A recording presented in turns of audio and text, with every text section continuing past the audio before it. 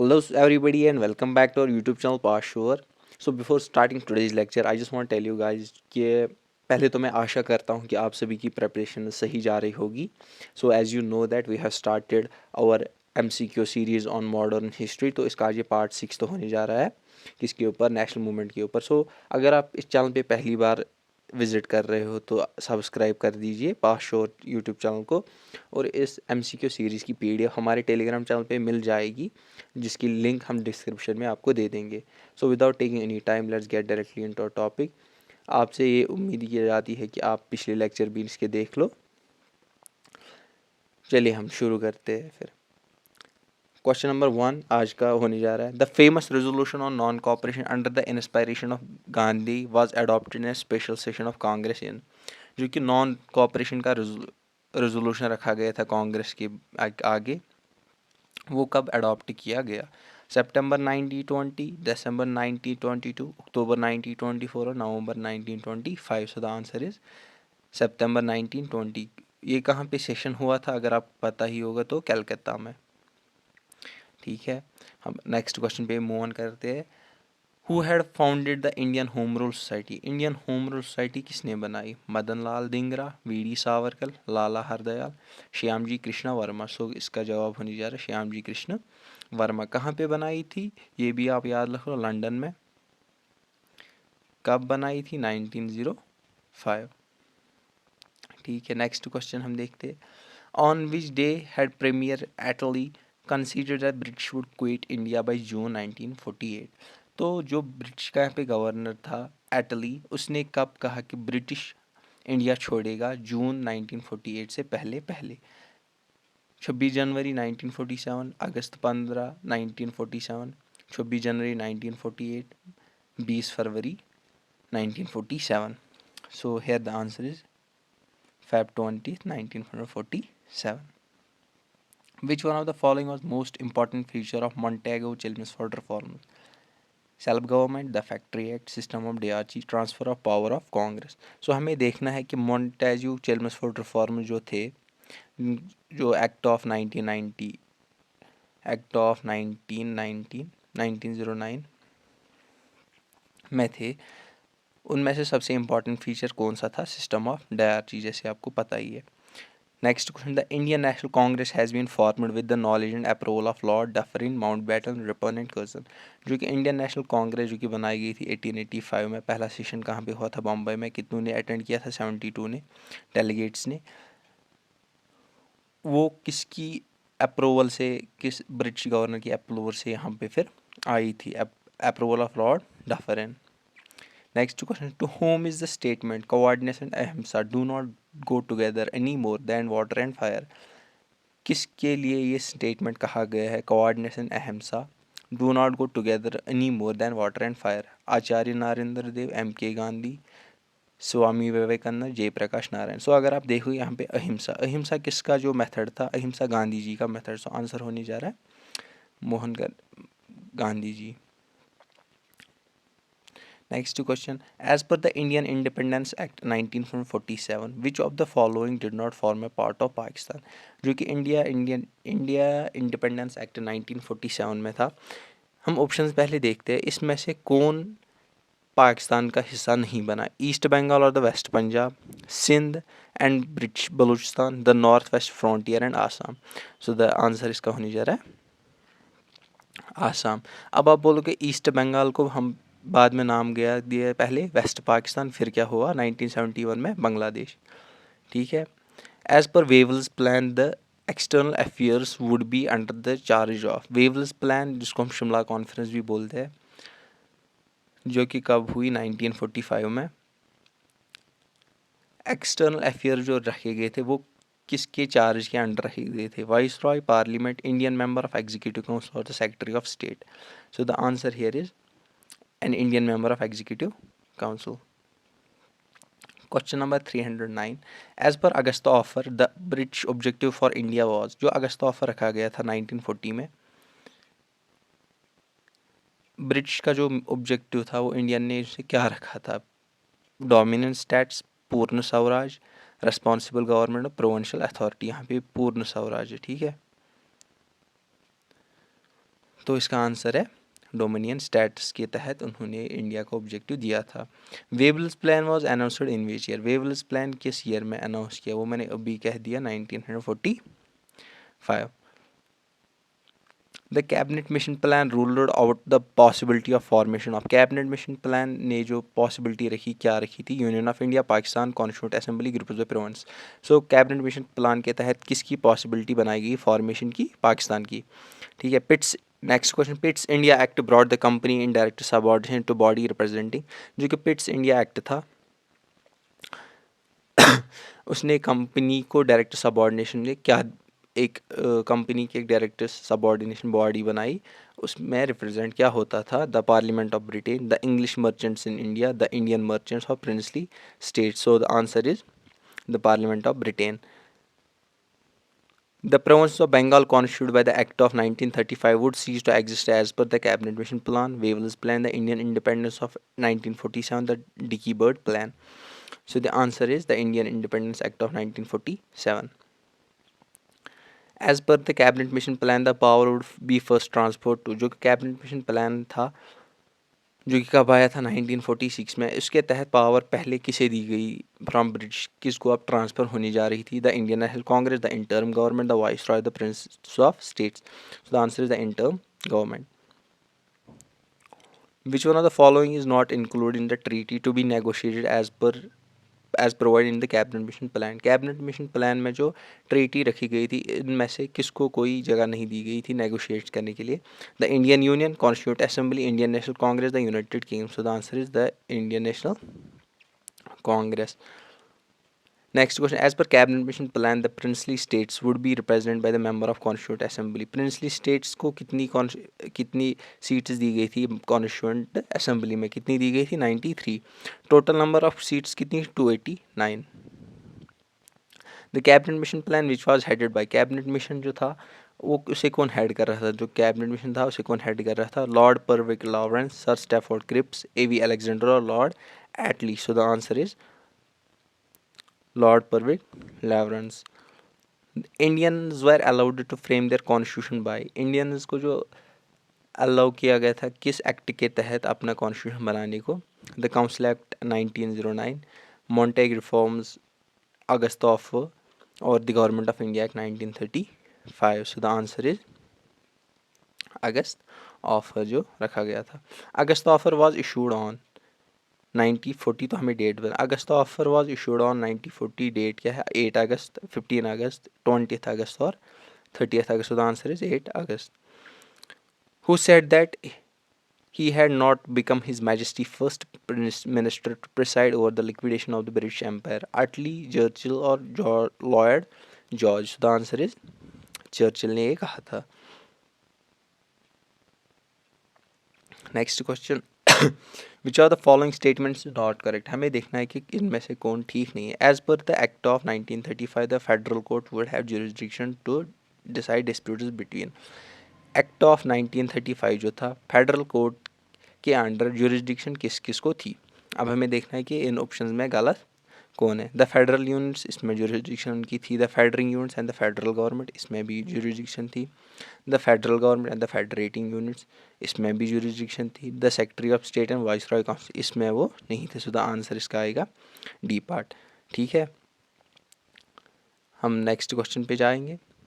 Which are the following statements non correct? अभी किसका देखना है? Provision was made in the act of 1935 for, किन के लिए प्रोविजन रखा गया था एक्ट ऑफ 1935 में?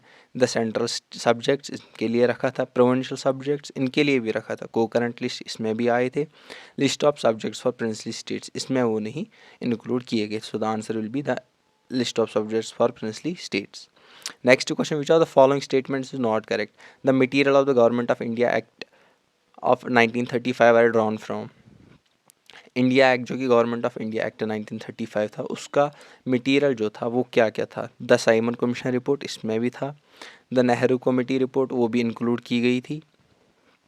ठीक है, the white paper issued by British government, ये भी इंक्लूड किया गया। मिंटी मॉरली रिफॉर्म्स, ये नहीं। सो द आंसर इसका भी होने जा रहा है डी पार्ट।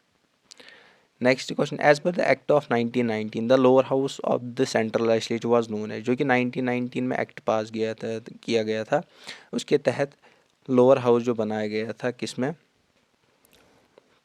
सेंट्रल लेजिस्लेचर में, उसका नाम क्या था? Legislative council, legislative assembly, house of representatives और house of common. So the answer is legislative assembly उसका नाम रखा गया। Bicameral legislature was first provided to India by which act? Bicameral legislature पहले किस एक्ट से आया? Pitt's India act, government of India act 1935, government of India act 1919, council act of 1819। So the answer is government of India act 1919। The high commissioner for India in the United kingdom must be appointed, जो कि high commissioner के लिए रहता था India में, कहाँ पे? UK और ब्रिटेन कह लीजिए। उसको कौन अपॉइंट करता था? Secretary of state for India, the government of India, parliament of England और by Indian national Congress. The answer is the government of India. Match the following, हमें मैच करना है किनको? लिस्ट वन को लिस्ट सेकंड से। पहले हम देखते हैं मॉन्टफोर्ड रिफॉर्म्स को हम मॉन्टैग चेल्मस्फोर्ड रिफॉर्म्स भी कहते हैं। वो कब आया था? 1919 में। सो पहले का आएगा सेकंड। एक सेकेंड, मोरली मिंटो रिफॉर्म्स कब आए थे? 1909 में। इंडिपेंडेंस एक्ट कब आया था? 1947। कैबिनेट मिशन प्लान कब आया था? 1946। सो अब हम देखते हैं इनको कोड से मैच करके। ए का आएगा 2, ठीक है। बी का आएगा 1, ठीक है। सी का 4, ठीक है। डी का 3। सो इसका जो पहला ही ऑप्शन होगा वो ठीक रहेगा। Communal representation was given for the first time in the interest of Muslims by, communal representation दी गई थी मुस्लिम्स को किस एक्ट के तहत पहली बार? The Indian council act 1909, the government of India act 1919, the government of India act 1935 और द एक्ट ऑफ 1858। सो इसका जवाब क्या होगा? Government of India act, Indian council act of 1909। Next question हम देखते हैं, the governor general was given power to issue ordinance by the act of, governor general को power किस एक्ट के तहत दिया गया था क्या करने को? Issue ordinances. Act of 1858, act of 1861, act of 1860 और एक्ट ऑफ 1871। सो इसका क्या जवाब होगा? 1861। Next question, by the act of 1858 the powers of the board of control and the court of directors were transferred to 1858 का जो act था उसमें board of controls के जो पावर थे एंड जो कोर्ट ऑफ डायरेक्टर्स के पावर थे वो किसे दिए गए फिर? The secretary of state, parliament, viceroy और कमांडर इन चीफ। सो इसका क्या जवाब होगा? The secretary of state. Next question, what had the Sir Charles Wood dispatch of 1854 primarily deal with? Social reforms, administrative reforms, educational reforms or political consolidation? So the answer is educational reforms के लिए वो आए थे. Who stated that regard to formation and rising of the Indian National Congress, a safety valve for the escape of great and growing force generated by own action was urgently needed? ये किसने कहा था? Lord Curzon ने, Mohammad Ali Jinnah, Annie Besant और Allan Octave Hume. जैसे कि आपको पता है ये किसने कहा था? Allan Octave Hume. Rabindranath Tagore had renounced his knighthood because he wanted to join Congress of a sense of solidarity with the Indian royalty robbed by its power and honor of the Jallianwala Bagh tragedy. He was given to occasionally eccentric work. So इसका क्या जवाब होगा? उसने अपना जो knighthood है वो रिनाउ कर दिया था। क्यों? क्योंकि जलियांवाला बाग ट्रेजिडी जो हुई थी। हम नेक्स्ट देखते हैं, द अपलिफ्टमेंट और the backward class had been given prime concern in, जो कि बैकवर्ड क्लासेस थे उनको प्राइम कंसर्न या उनको ज़्यादा ध्यान किस समाज में दिया गया था? आर्य समाज, पारथा समाज, शशोकदक समाज और रामकृष्ण मिशन। किसके तहत दिया गया था? सत्याशोकदा समाज।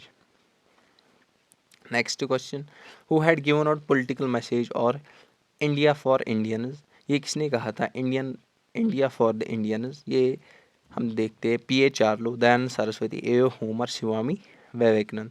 सो किसने कहा था ये? दयानंद सरस्वती ने। Who was in command of the national movement before Gandhi had assumed leadership of congress? So C R Das, Motilal Nehru, Lala Lajpat राय, लोकमान्य तिलक। इनमें से देखना है कि किसने कमांड संभाला था किसका? कांग्रेस का, गांधी जी के आने से पहले। सो इसका क्या जवाब है? लोकमान्य तिलक, जिसको हम बाल गंगाधर तिलक के नाम से भी जानते हैं। The non cooperation movement was withdrawn in 1920 because of. Non cooperation movement जो स्टार्ट की गई थी गांधी जी के द्वारा, उसको क्यों विड्रॉ किया गया? गांधी जी बीमार पड़ गए थे। The congress extremist policies fervent appear by the government to do so. और वायलेंस जो हुई थी कहाँ पे? चोरा चोरी इंसिडेंट जो हुआ था, उसी की वजह से गांधी जी ने नॉन कॉपरेशन मूवमेंट को बैक विड्रॉ कर लिया। Next question, in the absence of Gandhi the quit India movement had been lead by. जबकि गांधी क्विट इंडिया मूवमेंट में नहीं थे तो उस टाइम पे उसको किसने चलाया? जवाहरलाल नेहरू, सरोजनी नायडू, अरुणा आसिफ अली और दादा भाई नौरोजी। सो किसने चलाया था? अरुणा आसिफ अली ने। Who had been called as a heroine of 1942 quit India movement. किसको नाम लकब दिया गया, नाम दिया गया heroine of 1942 quit India movement? Annie Besant, Sucheta Kripalani, Sarojini Naidu और अरुण आसिफ अली। सो इसका क्या जवाब है? अरुण आसिफ अली। क्यों? क्योंकि उन्होंने ही पकड़ी थी हैंडल जब Gandhi ji quit India movement में एब्सेंट रहे थे।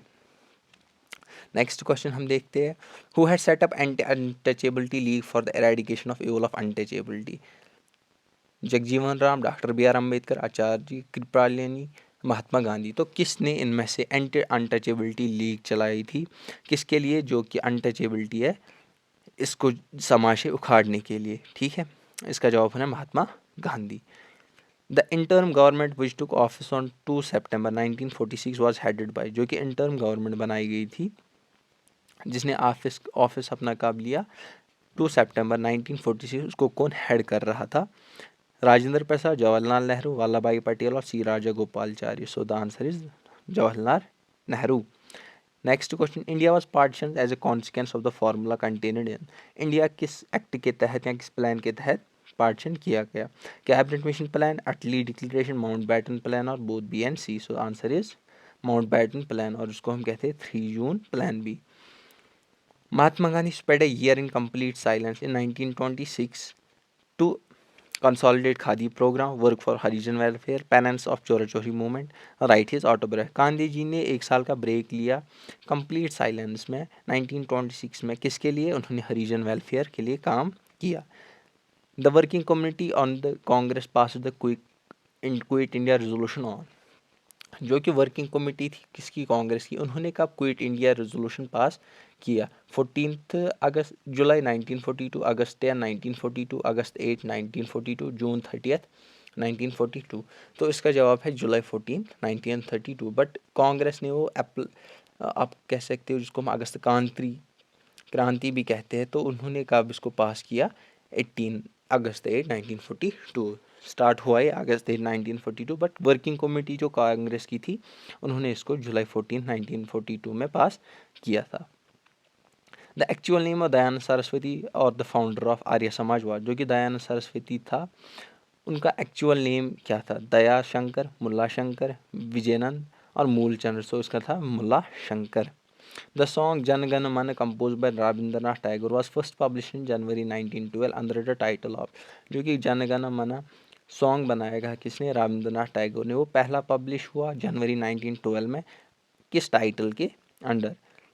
तत्वाबोधनी, morning song of India, Bharat Vidhata और राष्ट्र जगराठी। सो किसका था? Bharat Vidhata. Next question, all India state people conference launch popular movements in. All India states people conference जो थी उन्होंने अपने मूवमेंट्स चलाए किन के लिए? Princely states, British provinces, hill region और ट्राइबल एरिया। सो वो किन कहाँ से बिलोंग करते थे? प्रिंसली स्टेट्स से। ए रेजोल्यूशन डिक्लेयरिंग पूर्ण Swaraj was passed in Congress session held at. पूर्ण स्वराज का जो रेजोल्यूशन था कांग्रेस सेशन ने पास किया, वो कहाँ पे हेल्ड हुआ था? लाहौर में। कब? 1930 में। Surendranath Banerjee was appointed professor in English in metropolitan institution eight.